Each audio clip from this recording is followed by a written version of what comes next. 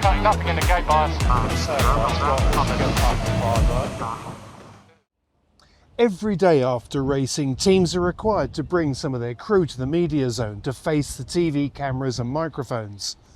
Depending on the day and the characters, it can be pretty revealing. But one thing that gets me every time, especially on a breezy day, is how composed the sailors are by the time they get to us. Usually they've only just stepped off the boat where they've been charging around at speeds that you and I can only experience on the open road. They've been doing it in 7-ton machines that are on the very edge of control, and their adrenaline levels must be through the roof. If I was them, I'd still be shaking as my body tried to calm down. But instead, they talk to us as if they've just come back from walking the dog. The unsung heroes, especially on a day like yesterday, are the cyclors. My chat with Ineos cyclor Matt Gottrell, or Shrek to his teammates, helped to explain when they're redlining and when they're feeling the heat and when things are a little easier. And it's not when and where you might think. Which are the most punishing manoeuvres though? Is it that, or is it actually the bearaways or the roundups, or what's the most punishing from your point of view? Yeah, that sort of stuff, the tacks are actually pretty easy. The big ones are bearaways probably and roundups, but yeah, the bearaways, you can see the boats are hitting pretty big speeds, and everyone's pushing kind of one board bearaways now and trying to make sure they can get the boats ripping and keep it on the full, get down to a good angle, and that all comes with big trim on. So easing the sails a lot and then winding them straight back in again is pretty power hungry, and I think both teams did a good job of that today. So you just get to see every day the teams are stepping up the performance, and yeah, the numbers are pretty impressive when you see these boats ripping around upwind and downwind. So yeah, it's the manoeuvres especially get pretty tough when it gets towards the top end. It certainly seems that way. And I mean, what can you do to beat them? It's not. I mean, when we ask Ben this and ask anybody else, say, well, it's continuous improvement. We're developing the boat. You can't really develop yourself though at this stage, can you? No, I think you can see just how tight it is though, and it's coming down to the decisions you make in the pre-start, and it pans out from a long way out before you hit that line. It's all kind of already someone's got the edge essentially, and it's becoming more and more about that. So it's the racer's race almost. You got to be in it and pick out the first kind of tack and just pick your moments to try and get on top. And it's very, very tight. So yeah, the boats are really evenly matched in performance, and it is coming down to the decisions you make. So today is forecast to be a breezy one, proper top end. So who knows whether we'll get away or not. But whatever the outcome, this is day 5, and everyone has to go through the process whatever. So imagine what you'd feel like going into this.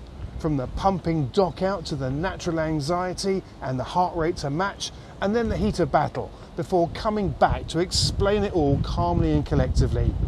Well, I can't, and yet I see it every day.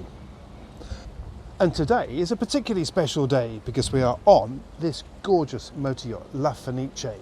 She has quite an interesting America's Cup pedigree herself, and she was born in 1962, which from a personal point of view, I think is a very good year to be launched. Anyway, just saying. The other thing is, she's right opposite the Ineos base, and when they head out, this place goes nuts.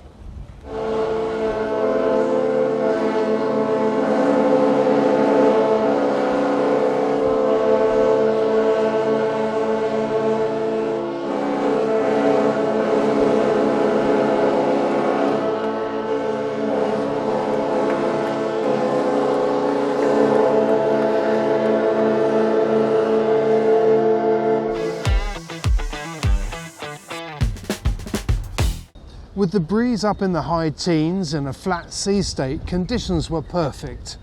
The pre-start delivered a familiar pattern, with both boats lining up towards the right-hand side of the start box. Once again, they started at full pace, spot on, side by side. Once again, it was staggering to see two such evenly matched boats.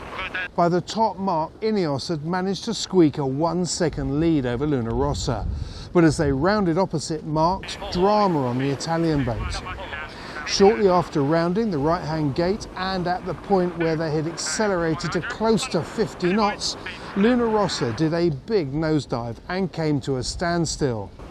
As the bow resurfaced, there was damage to the fairing around the jib track area. Plus, they'd lost the wind instruments off the bowsprit. At this stage, it was unclear as to whether they'd been damaged below decks or whether the fairing had simply blown off as a result of the water pressure. Eventually, Luna Rossa retired and the point was awarded to Ineos Britannia. So what had happened? It would appear that shortly before the top mark on the last tack onto the starboard ley line, Francesco Bruni had been unable to get the port foil down. They appeared to sail beyond the ley line as they struggled to get it lower, which eventually it did. But was this connected to the problem at the top gate when they rounded with both boards down, but then carried on in this configuration? As the boat was being repaired, Francesco Bruni suggested that the nosedive was a result of an imbalance between the sail load and the main foils. Was there a bigger issue with the control part of the foil? All we knew for sure was that this was the Italians' third structural issue, following the main sheet traveller and broken mainsail battens. That, and once again, the British found themselves with the upper hand. It's real tough for Luna Rossa. I don't know exactly what happened, but I hope they're all okay. And yeah, it was, it's lining up to be another cracking race. We had a pretty even start, and then we just managed to get ahead of that top gate.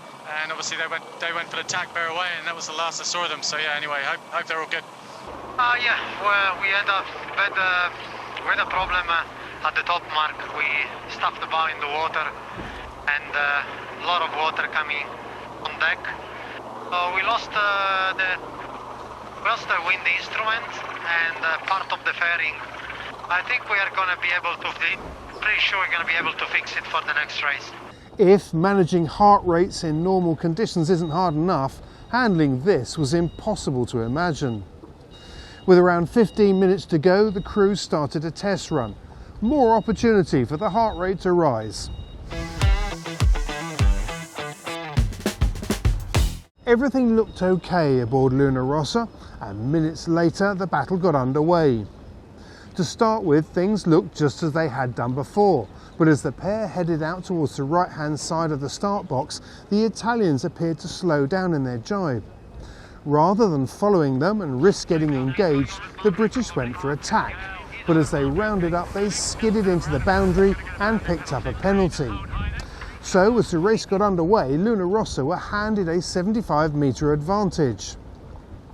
But as this race played out, if you just tuned in to the day's racing, you would never have known that the Italians had been so far on the back foot earlier on, as they sailed a flawless, confident 4-lap race. Furthermore, they never seemed to defend. Instead, they just sailed their own race, fast. And while Ineos made inroads into their lead at times, they never got closer than 7 seconds.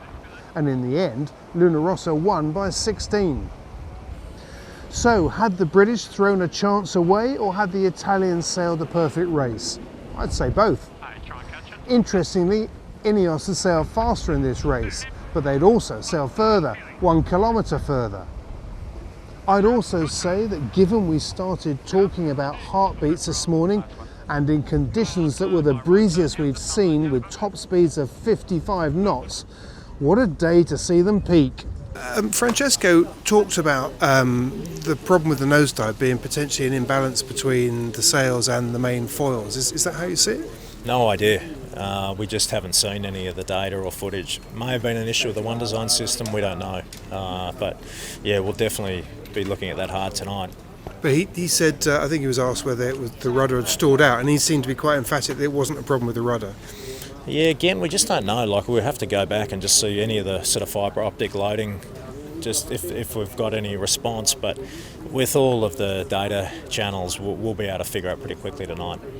You seem to be having trouble before you got to that windward mark. You were going off on port out towards the tack onto the starboard ley, and that canton wouldn't come down, and it sort of went up, went down. Was that where the problems had started? Not sure if it's related or if that was totally separate, but yeah, it was lucky it did go down because we're getting to the ley line. Frustrating, it cost us the lead, but the race wasn't over. It was still going to be a very, very tight race there. So, no, look, small issue, and it's just another one. We've got to find out, what led to it. Every day is a stressful day at this level, isn't it? There's no question about that. The stress levels that you must have all been going through as a team when you were trying to figure out whether you could repair it or not must have been through the roof. Oh, I mean, that's also why you do it, because it is, you know, you are pushed to your limit. You go every day, you're out of your comfort zone, and it doesn't matter what role you're playing on the team. So, yeah, well, again, I mean, if there's one thing we can take more than any other team right now is we've had to face more moments, but every time we have, we've actually got stronger and stronger. So I believe we're really carrying more momentum now into tomorrow. When you went out, when you did do the repair and then you were set up to go and test to see whether it would all work, we were all nervous as hell just watching it, thinking, is it all going to work? I mean, how stressful was that as you went out to go and test it? Yeah, we made a few onboard mods after our little test run.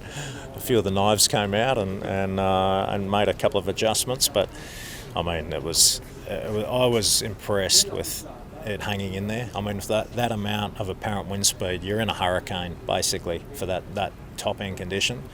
And yeah, I mean, to lose a significant fairing like that is a huge compromise. So I was just amazed that the boys were able to, you know, do that repair and for it to hang in there, because that gave us the win. And it was real top-end conditions as well, wasn't it? I mean, you were going around the top mark, 55 knots at times around the top, 24 knots of boat speed. Did it feel, I mean, we've heard from various other people saying that it's difficult to express what it's like to be redlining at that level. This seemed to push it up to another level. Yeah, it was. That's definitely the most wind we've raced these boats in today. And yeah, I mean, for both teams, you are literally just hanging on around the top marks are a real handful.